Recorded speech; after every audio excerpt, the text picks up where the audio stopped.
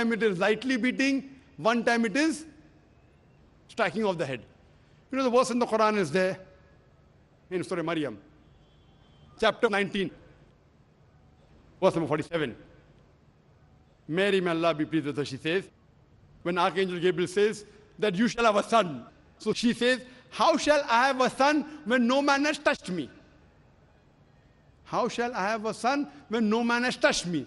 Now if you go to the Lugha, your handswear dictionary, all lanes, I believe you read my dictionaries, all this thing on the internet. It's not difficult. You go on the internet and type, you'll get 100 questions against Islam. Not 100, you'll get 1,000. Very easy. Not that a person has done research. If you had done research, you'd have come to know who was whose father and who was whose husband and mother, everything. But you go on the internet, you get this very easy.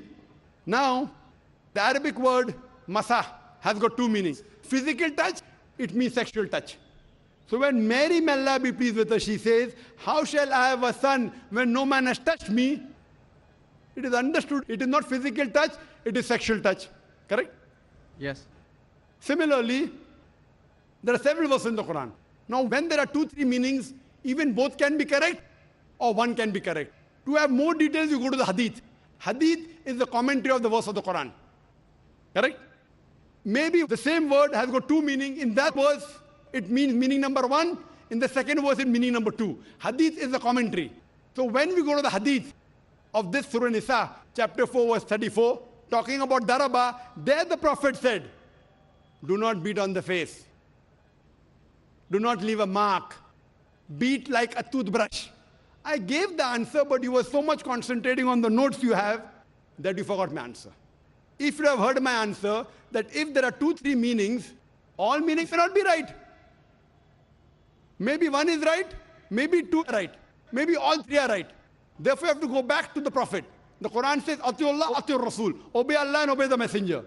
So when there are 2-3 meanings, you have to go to the Hadith and find out what did the Prophet mean by that word. So there when it says strikes off the head, it means strikes off. Here it means strike lightly. So therefore, if you know the supplement to the commentary of the Quran, it's the Hadith. Without the authentic Hadith, you cannot understand Islam.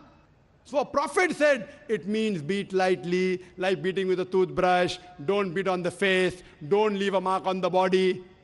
So these are the guidance given by Rasul. Therefore, it is obligatory that besides the Quran, you have to follow the authentic Hadith. Hope that answers the question. And inshallah, I'll wait for you after 10 o'clock in the speaker's lounge, inshallah. Yes, Brother Shekhar? Thank you. And since you have 2 daughters, you said you have 2 daughters and you want, sorry? And 1 son.